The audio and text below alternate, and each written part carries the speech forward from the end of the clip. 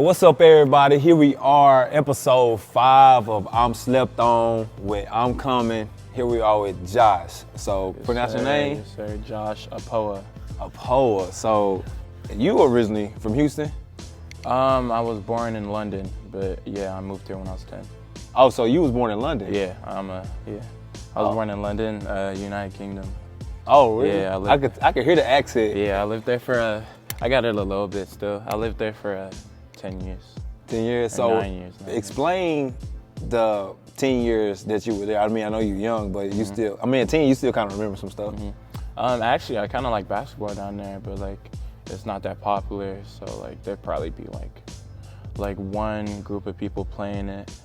It would be like a coach with a team or something like that, but they never went to competitions or anything because like when I was younger, it wasn't that popular. It's only soccer over there.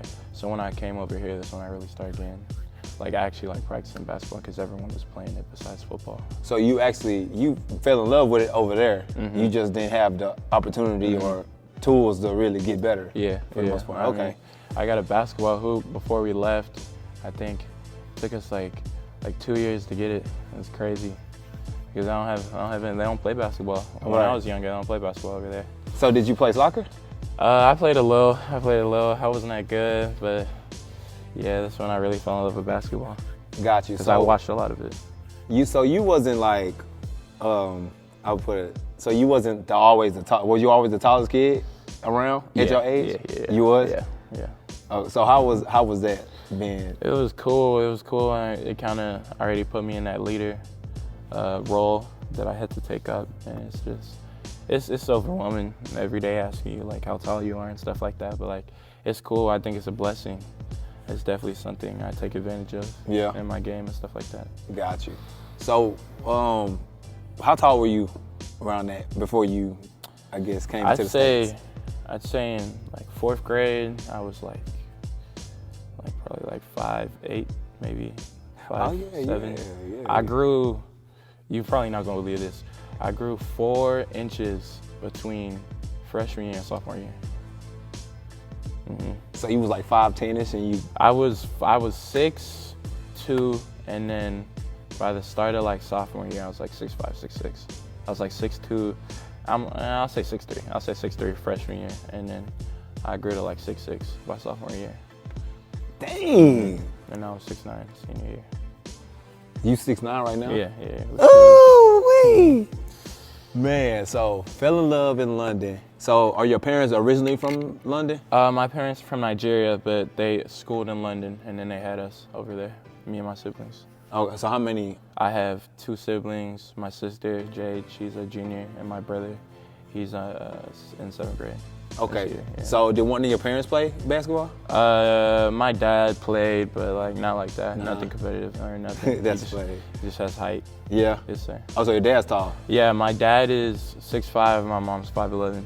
Oh yeah, you was destined to be tall. Yeah. Yeah, you was destined to be tall, man. So the journey of your basketball career. So did you, when you first got to the States, were you like, hey, I want to play basketball, and your parents kind of put you in there, or was it kind of like they focus on, because I know Nigerians, education first. Nah, they definitely supported me. Like even back in Europe when I was a little upset because like no one played basketball, they were still trying to give me like the basketball, like a net and the hoop, and they were still trying to like help me watch videos and stuff like that. And then when I got over here, it was even easier. We took like advantage of stuff they have over here, like KYB, Katy Youth Basketball, and that's what really like helped my development, I feel. Oh, so when you got over here, you was in the youth leagues. I took a little time to get there, but but my parents helped me a lot.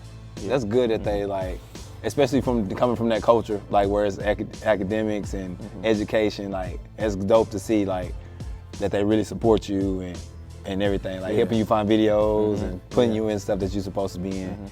So who really inspired you? I know you fell in love with it, but like who was like, yeah, this is what I want to do? Well, I'm gonna sound like a bandwagon, but in Europe lately, all I watched was LeBron. I was so obsessed with just how he carried himself on the court, how he was able to play with such fluidity, how he was able to score with such ease, and just his confidence. Just what makes him such a great player on the floor. Gotcha. That's what I try try to mom my game over at least. Okay, so now that we own that anyways, but so your mentality that you kind of play with, like, it's very rare nowadays that you find bigs that want to just dunk everything. So, like, what is your mentality behind that? Like, I know you're 6'9", you know you're bigger than everybody, but. Lucky always didn't have that. Before I started playing with Texas Takeover over the summer, that's when I started playing with like bigger recruits and like better players. So when I first got there, I couldn't score. It took me like a whole week just to get my first basket. And just like training with them the whole summer, it made me a better player. It made me bigger, stronger. It made me better intensity. I feel like it definitely helped my motor because I had coaches telling me to keep going and just telling me the right stuff. And that's what made me just like real aggressive, like just wanting to come out here and dunk everything, block everything. Yeah. You know, yeah. Nah, and that's just playing with that attitude. Yeah, that grit. like that attitude, like especially for bigs, like I think that's a missing thing because everybody want to play on the three-point line. You know what I'm saying? So for you to embrace that and use it to your advantage, I think that kind of helped with excel your game. And I know AJ like playing with you for sure. Like, you know.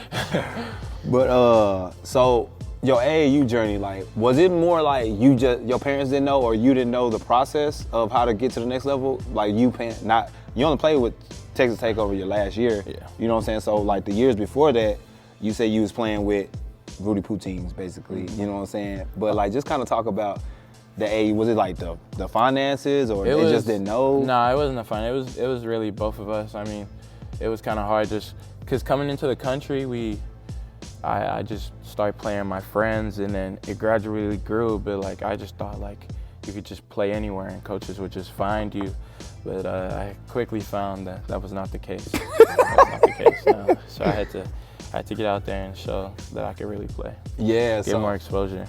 Yeah, so like the UIW, when you told me UIW, you committed to UIW, I'm like, nah, like, I think you could play like Power 5, like, you know what I'm saying? Like, that's just me personally, the way you play, like, I think you can play Power 5 for sure, just because your athleticism, you got good hands, you run the floor, and you play with the intensity. Like, everything else somebody can develop, teach you. You know what I'm saying? Yes, sir. But yeah, like that, when you told me that, I was like, no knock on UIW, I mean, it's D1. Yeah, I love that. School paid for. Yes, sir. They have an amazing coaching staff. Yeah. Program's really good. Yeah. So is that what kind of made you like, yeah, UIW? Yeah, I think it's a perfect fit. Yeah. Because me, I love basketball, but like, you know, I also like hanging with my friends, having fun. I feel like when I go to college, I'm gonna have the perfect balance in my life. So the AAU journey, was it more like this last year, especially you playing with Takeover? So what kind of intrigued you to go play, or your parents intrigued you to go play with Takeover? Because they're not really like, what are they on the circuit? We were on Adidas Gold, but we had I think at one point we had 8 to 9 Division I players, well, offers already on the team. So we just had to qualify for 3SSB. Got you. Yeah, that's what I was about to say. Yeah. So it wasn't no EYBL, wasn't no Under Armour. But we still had, like, I'm talking about they would put our games at the 3SSB gyms because we had so many D1 coaches coming. Oh, so y'all was legit. For sure. Yeah. For sure, yeah. No, we had coaches watching us for sure. Nah, and when I go to say that, because AAU season about the approach, and like I want you to give your insight on like being able to pick a AAU program. And so what made you pick them? With Takeover, with my old team, I was kind of like tired of what we were doing. I wanted to change. I felt like I was developing, but not at the rate I wanted to. So in Takeover, I look for a grit team, a team that wants to fight, like a team that's determined to win, a team with a kind of like different coaching staff than what I had before, what I'm comfortable with. I wanted to be out of the box. I wanted to be like walk into practice and be uncomfortable, knowing that they're gonna push me to get better. Right. So did you possibly have the opportunity to go play at bigger organizations? Yeah. So what intrigued you to like you had the opportunity to play at bigger organizations, Nike, Under Armour, Adidas, whatever the case may be. So what intrigued you to go play for them, for Texas Takeover, rather than a bigger organization? Takeover, I felt like they knew what I needed. I felt like if I went to a EYBL team where they already got like 4-star, 5 stars, that I wouldn't really be focused on my development, or like I wouldn't get the time I needed to play to see like how I could get better or something like that. With Takeover, they kind of prioritize every player. They show you like how great you can be. Definitely with me, I know. I don't know if you know Keanu Doss at Stratford. So me and him, we went in there. They helped us with our development. They made us way better players. Like I went in there, me personally, like how I said I couldn't score. I went in there weak. Like no offense, but I went in there playing like I grew up in Katy. Yeah.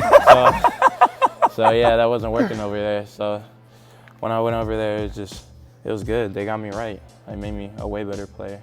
And I have just my parents and God and them to thank for that. Got you.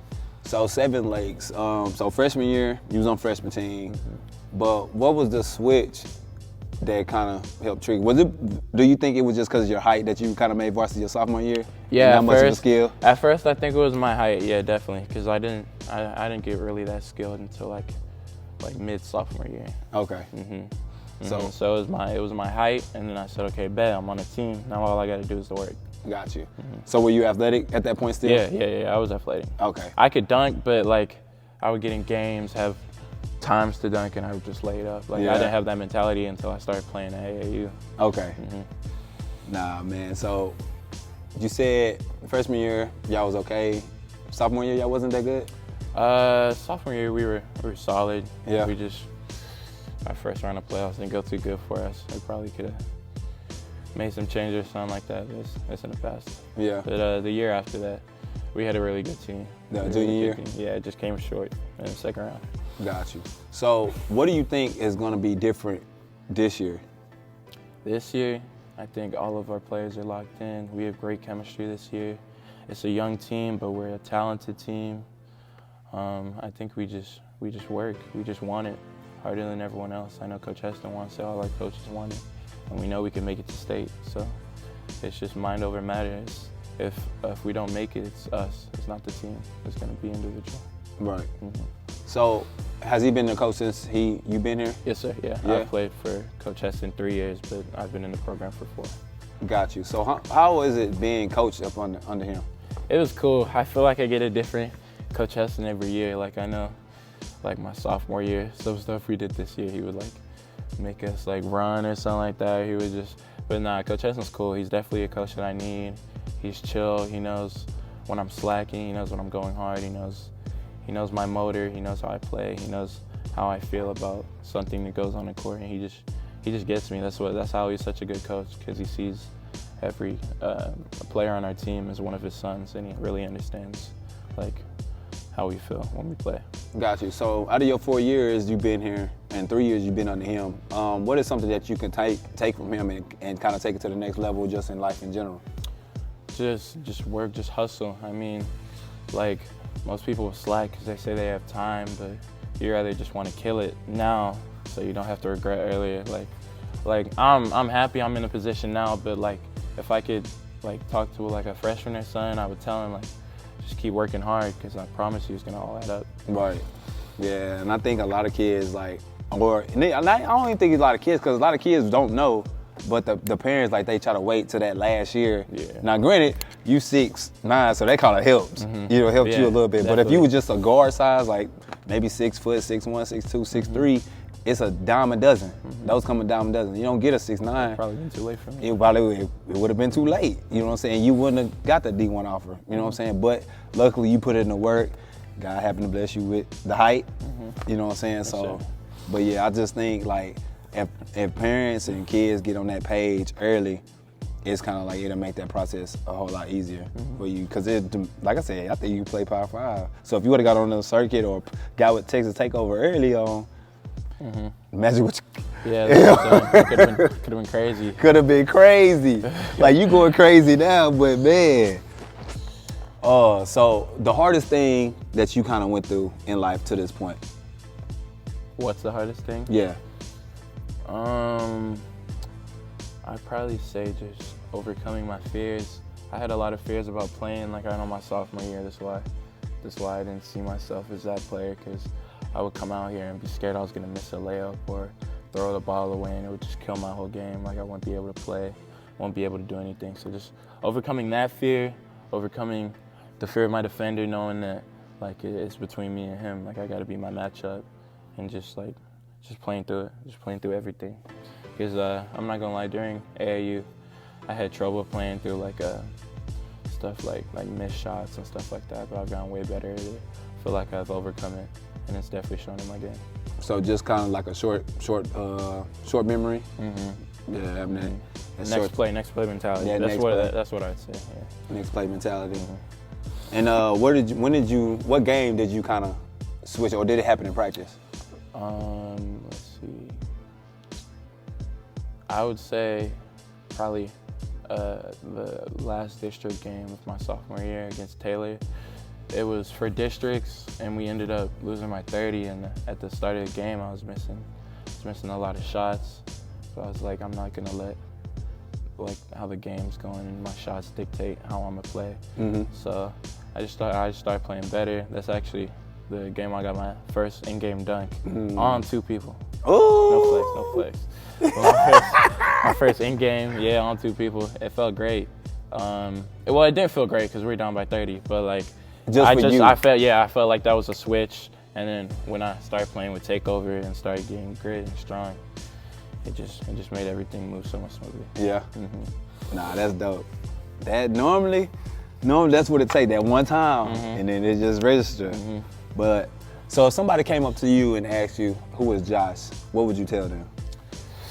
I would tell them I'm a good person. I'm a funny person. I like to make people laugh. I like to be with my friends and family, but I also like to be a dog on the court. I love to hoop. I love to play. Like, I feel like if I didn't have basketball, I don't know where I would be. Like, it's just my sport. I feel like I'm meant to play it, and like even being this tall and already having the leadership role that I have, I feel like it's just easier. It's just easier. So what other sport do you think you would play? I could have grinded soccer if I wanted to. I'm telling you. Like, I was not a bad soccer player. I could have played if I wanted to, but I want to play basketball. I played football in 8th grade, but that was only because I couldn't dunk in 7th grade. So I played football to get stronger, and then I was able to dunk freshman year. Okay. So you didn't. So after that, you didn't play football no more? I only played for a year. He went for you?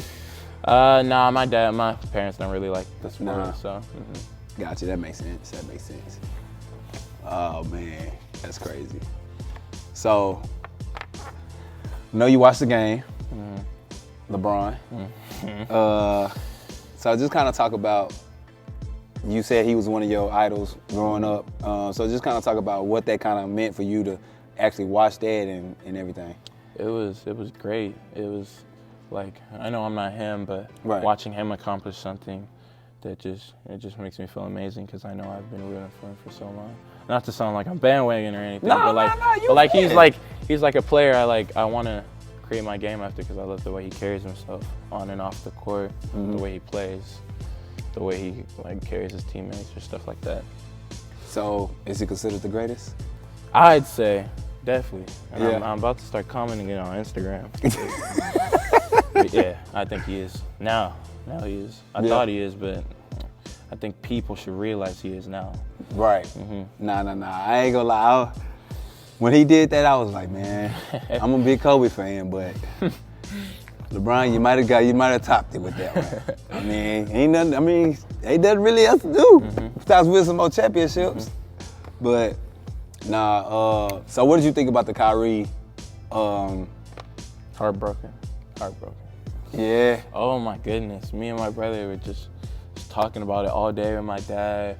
Kyrie finna be back on the Lakers. We gonna get another chip. Yep. We lit. And then he got traded to the Mavericks, and it's just oh my God. I saw a tweet or something. It was like, they said Kyrie got traded to the Mavericks for an 8th grader because it was a draft pick for 2028 or something like that. It was funny like that. But yeah, that was kind of upsetting. I thought they were gonna make a reunion. It is what it is. Yeah, I definitely thought that's what was gonna happen. I thought he was gonna go to LA for sure. But Let me see, man. Yeah, man. I mean, appreciate y'all letting me come to the gym, man. No problem. I know you're gonna do big things welcome. at UIW. Yes, sir. But man, I can't wait to see you in the playoffs, dog. Yes, sir. Yeah, Hey. I turn up in the playoffs. Hey, look, I'm already knowing, dude. I gotta pull up to one game for sure. I'm pulling up for one game for sure. sure. Who y'all got first round? Probably Travis. Travis? Got you, man. But yeah, man, appreciate you. Appreciate you. For sure, man. But yeah, man, episode 5, got Josh. Sir.